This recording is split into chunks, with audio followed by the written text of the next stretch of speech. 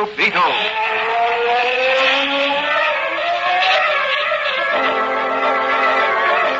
Sweeping down upon the underworld to smash gangland comes the mysterious, all-powerful character who is a problem to the police, but a crusader for law. In reality, Dan Garrett, a rookie patrolman, loved by everyone, but suspected by none of being the Blue Beetle. As the Blue Beetle, he hides behind a strange mask and a suit of impenetrable blue chain armor, flexible as silk, but stronger than steel.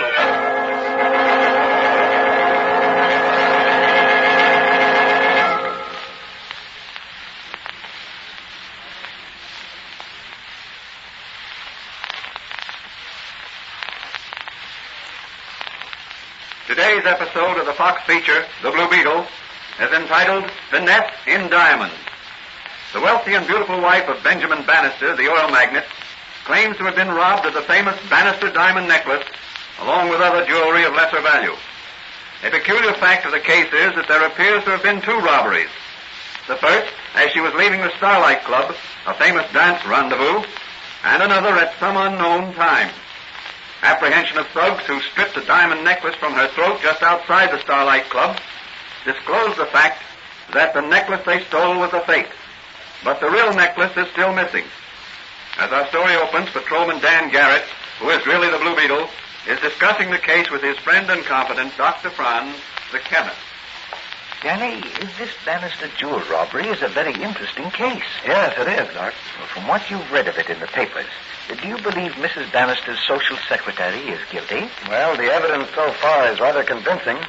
Some of the jewelry was found in the girl's room. But couldn't that have been planted there by the crooks? Yeah, that's possible. Mrs. Bannister doesn't directly accuse her social secretary, Lucy Ridgway, according to this newspaper. But the real necklace is still missing. Yes. Mrs. Bannister claims Lucy Ridgway brought the necklace to her from the safe and fastened it about her neck just before she left for the Starlight Club. That must have been the fake necklace. Yes.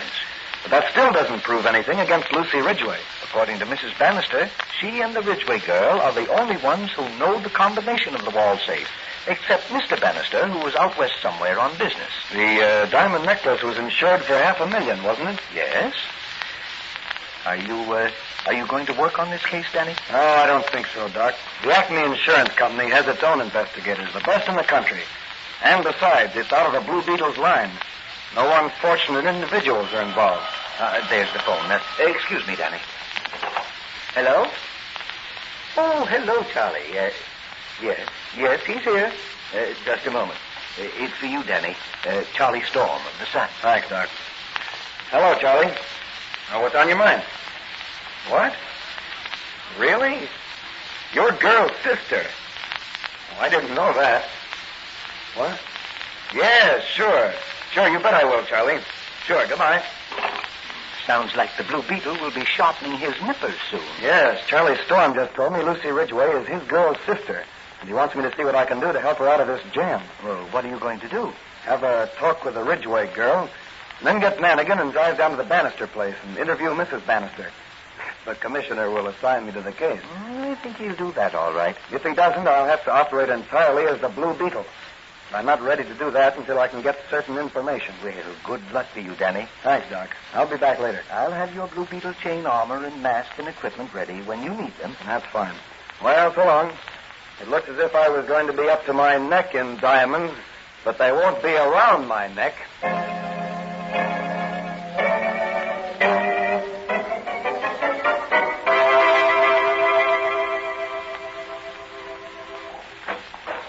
Here's the Ridgway girl, Dan. Nice.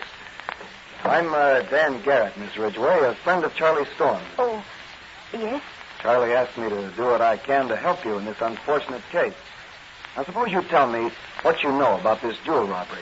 Well, all I know is that the night Mrs. Bannister was held up and robbed of what proved to be a joke diamond necklace, I was awakened by Mrs. Bannister and some police officers and questioned about the disappearance of a diamond necklace. Were you aware of the fact that there were two almost identical necklaces? Yes. Mrs. Bannister told me some time ago her husband had urged her to have a duplicate necklace made of imitation diamonds to wear when she went out in public. She had such a necklace made, and When the necklaces were delivered by the jeweler, I put both boxes in the safe. You and Mrs. Bannister were the only ones who knew the combination of that safe. Mr. Bannister also knew it. Ah. He's away, I believe. That's right. Well, now, what can you tell me about Mrs. Bannister's private life that might be helpful in solving this mystery? What has she done recently, and with whom has she been associating? Oh, I'm afraid I couldn't divulge things like that. Now, I assure you, Miss Ridgway, the information will only be used to right any wrong that has been done. Well, Mrs. Bannister has been losing heavily at bridge recently.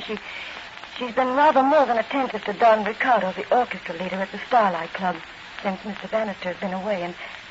And last week she had a long interview with Mr. McCaffrey, a private detective from the Acme Insurance Company. Before the robbery? Yes. Have you any idea what the interview was about?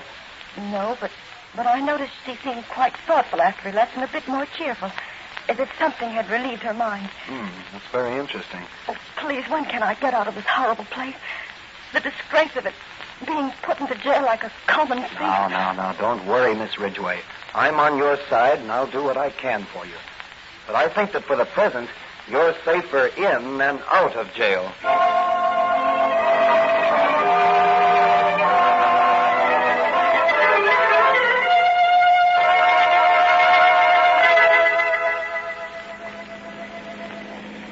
Well, Danny, I got the commissioner to assign us to this Bannister case like you asked me to. Now, where do we go from here? We separate at the next corner. What's that? Say, what sort of a game is this? Sorry, Mike, but we've got to work fast in this case, and we can get results quicker if we each work on separate leads. That way, we'll still be solving the case together. Okay. Well, what do we do? Well, you run over to the Bannisters' townhouse and interview Mrs. Bannister. What do I ask her? Ask her what her interview with McCaffrey of the Acme Insurance Company was about. And also ask her if it's true that she's lost heavily at bridge recently. Well, maybe she'll refuse to answer the questions. That doesn't matter. The important thing is to study her reactions to the questions. Okay. Well, what are you going to do? I'm going to make some important phone calls. I'll see you later at headquarters. Okay, but if Mrs. Bannister throws me out of my ear, I'll take you across me knee and paddle your pants. If you can be thrown on your ear by a woman, you're too weak to paddle my pants.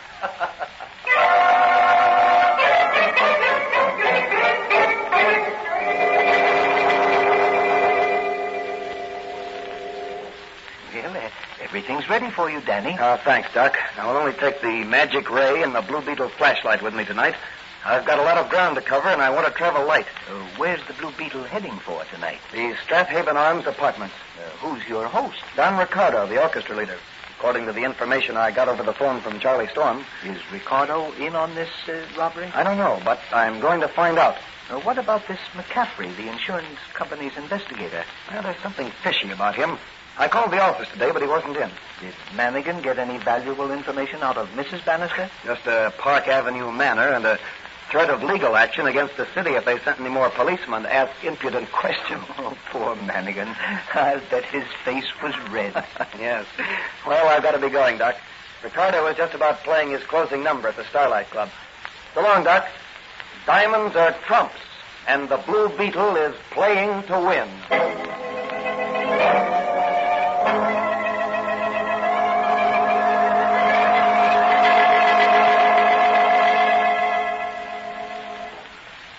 Let's quit playing cards and have another look at the necklace.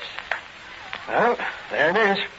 Oh, boy, they sure are pretty messy sparklers. Yes, we should realize quite a sum of money on them. Is it not so, Mac? About $100,000. Huh? Is that all? Sure. The necklace has to be broken up. The diamonds sold separately. Oh, I see. Well, then there's a part of the insurance your company pays over to the Bannister dame. Hey, Mac? That's right. We'll get 20% of that. Well, that's another $100,000. With my share, I can go home to South America and marry my sweet senorita. Say, where's the fence? You said he was coming over tonight and make us a bid on these sparklers. He'll be here in a minute. That's probably him now. Open the door, Ricardo. All right. The Blue Beetle. Who is this Blue Beetle? I do not know him. Oh, he's a masquerader. Runs down criminals. I'm afraid you're on the wrong track, Blue Beetle. There are no criminals here. Well, what is it you want? I'd like to talk with you alone, Ricardo. Oh, but what about? As you see, we are playing cards. Well, why not deal me in? I'll make the fourth at bridge. We're expecting the other player any minute. And are these the stakes here, this string of glass beads? Mac, he calls them... Quiet, Trigger. Your friend seems to resent my calling these things beads. What, drop that necklace, Blue Beetle, or Quiet, Trigger, I said. You must pardon my friend, Blue Beetle. He's laboring under the impression that those glass beads in that necklace are real diamonds. So I gathered. I must say this necklace is a very good imitation of the famous Bannister necklace. Ah, that must be your fourth at bridge, so I'll be going. I'll talk with you some other time, Ricardo. By the way, gentlemen, if your visitor is by any chance a fence to whom you hope to sell the necklace, I'm sure he'll verify the word of the Blue Beetle. Those diamonds are fakes.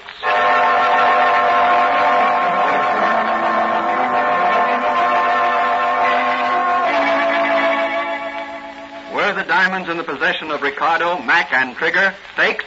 And if they were fakes, who has the real diamond necklace? Can the Blue Beetle pick up another clue and locate the missing gems? Or is Lucy Ridgway an accessory to the real thief? These questions will be answered in the next episode of The Blue Beetle.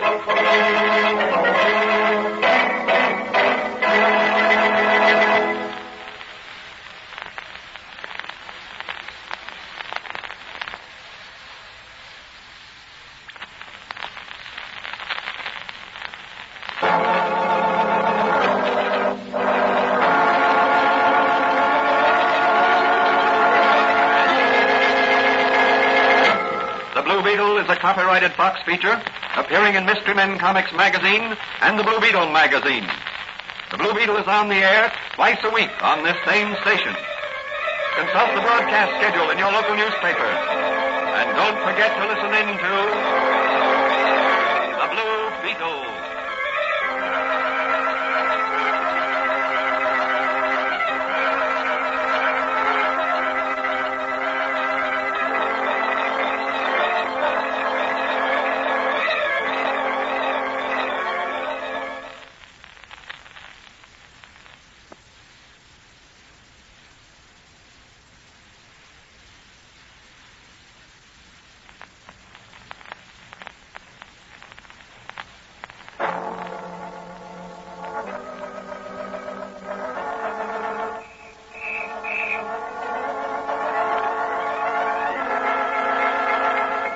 Blue Beetle.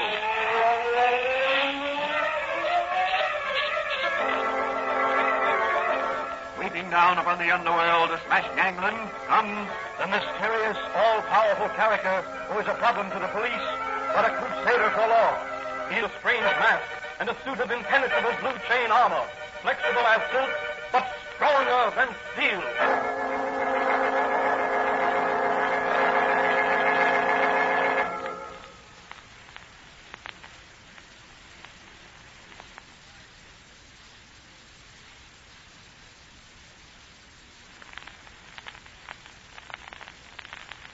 Today's episode of the Fox feature, The Blue Beetle, is part 2 of the story entitled Finesse in Diamonds.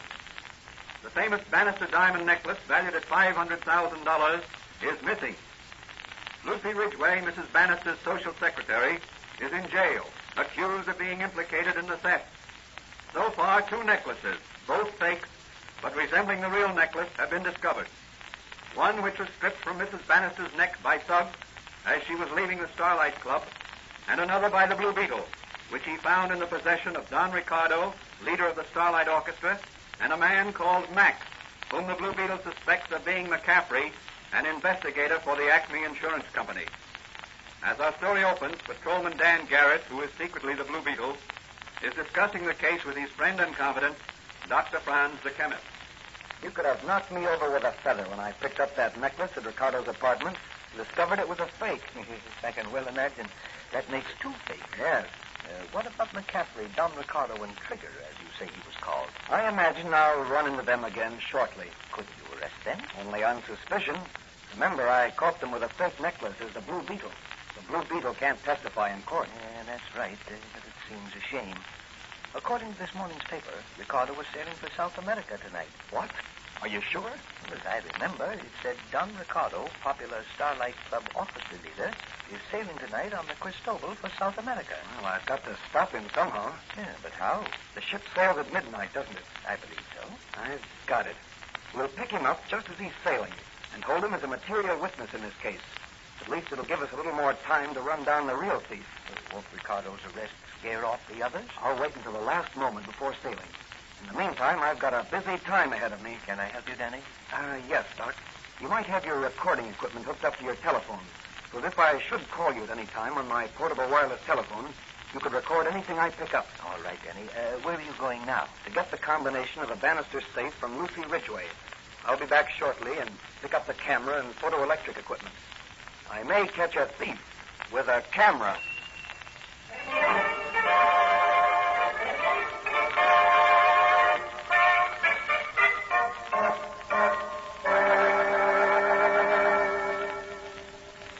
If you think you can double-cross me, Mrs. Bannister, and get away with it, you're mistaken. But you yourself suggested the plan for hiding the necklace so I could collect insurance and pay off my gambling debt. Yes, but the necklace you left in the safe was a fake. A fake? Well, what do you mean? Just that. I took that necklace from the safe myself. The defense examined the necklace and declared it a fake. What's a fake? A man who disposes of stolen goods. But you said nothing about disposing of the jewels. You said they were to be hidden for a while until I could raise the money to refund the burglary insurance payments later when the jewels were found. Don't be a fool, Mrs. Bannister. Where could you ever hope to raise money to pay back the insurance? My husband, he would divorce you if he knew the facts in the case. Beg pardon, madam, but there's a police officer outside, Patrolman Garrett, who wishes to speak to you. wishes to speak to me. What shall I do? He must have been waiting some time, madam. I didn't see him come in. What do you think, Mr. McCaffrey? No, see him. It won't do any harm. Very well. You may show him in, William. Very good, madam. You don't think he overheard anything, do you? No, he's only a cop. Patrolman Dan Garrett. Good evening, Mrs. Bannister. Oh, I see you're not alone. This is Mr. McCaffrey of the Acme Insurance Company. Oh, He's as much interested in my missing necklace as I am. I can well imagine. I just wanted to ask you to identify this photograph I have here. Well, that's my husband. And he's standing in front of our wall safe. what's that he has in his hand? It's my necklace. When was this photograph taken, officer? Late this afternoon by a secret device at your country estate. Then he had the real necklace all the time and is just putting it back in the safe. Perhaps. Well, Mr. McCaffrey, I suppose this will clear up your part in this case. The law will interview Mr. Bannister later. Yes, of course. Well, I'd better be going. I've a lot of details to attend to. Goodbye, Mrs. Bannister. Goodbye, Officer Garrett. I'll be seeing you. Yes, I'm sure of it, Mr. McCaffrey.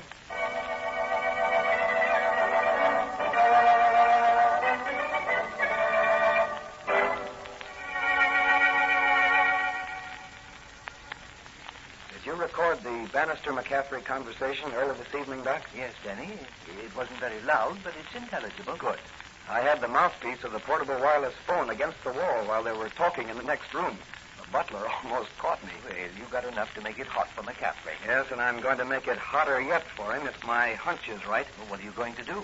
Well, as they say in bridge, the Blue Beetle is going to finesse in diamonds.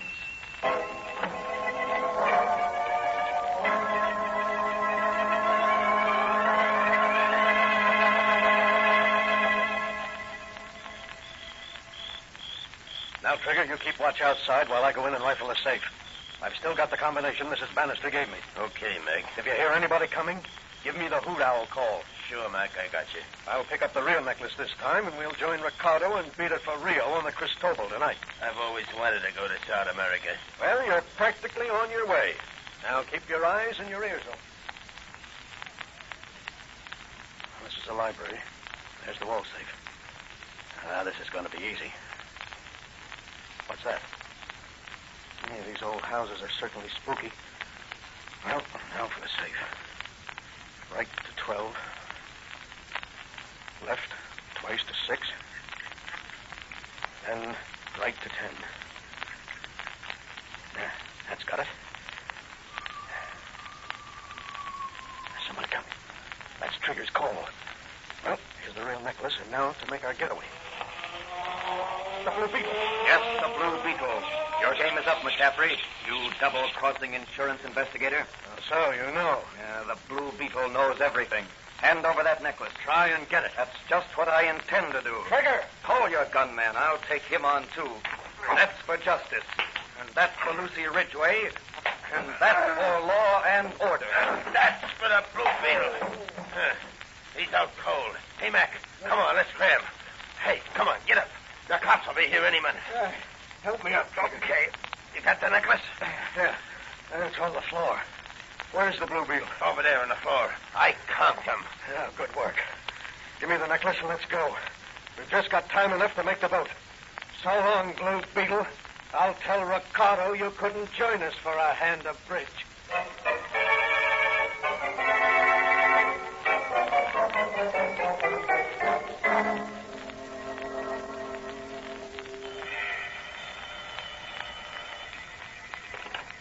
Hello? Bannister speaking. Who? The Blue Beetle. What? McCaffrey has the real necklace? Where? The steamship Cristobal, Pier 46. Well, I'll be right down. What? Well, all right. I won't call the police. I'll come alone. Goodbye.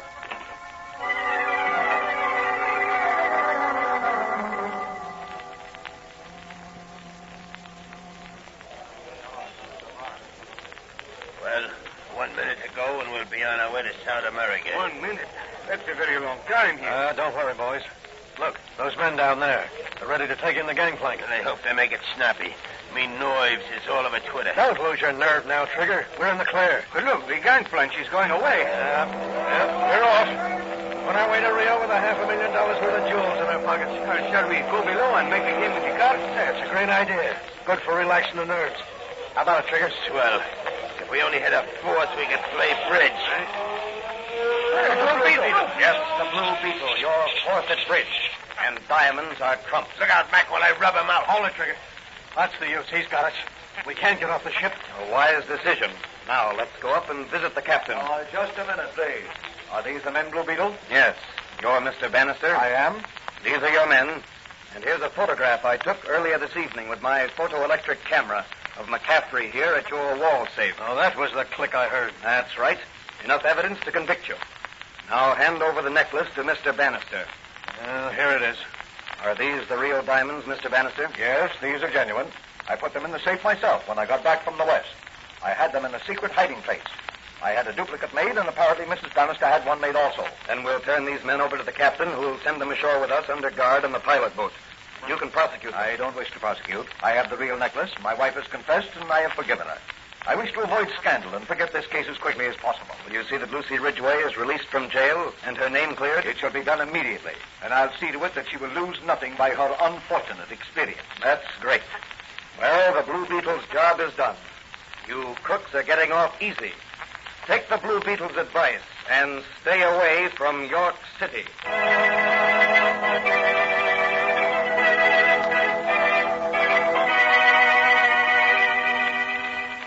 And so the Blue Beetle ended another racket, saved the foolish woman from the consequences of her first misstep, and restored the good name of an innocent young girl.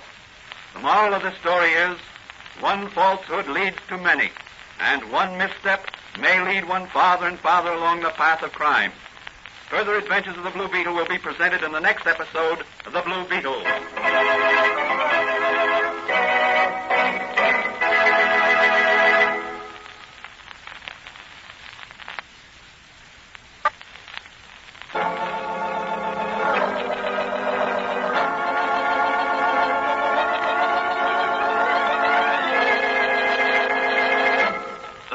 Is a copyrighted Fox feature appearing in Mystery Men Comics magazine and the Blue Beetle magazine. The Blue Beetle is on the air twice a week on this same station. Consult the broadcast schedule in your local newspapers. And don't forget to listen in to The Blue Beetle.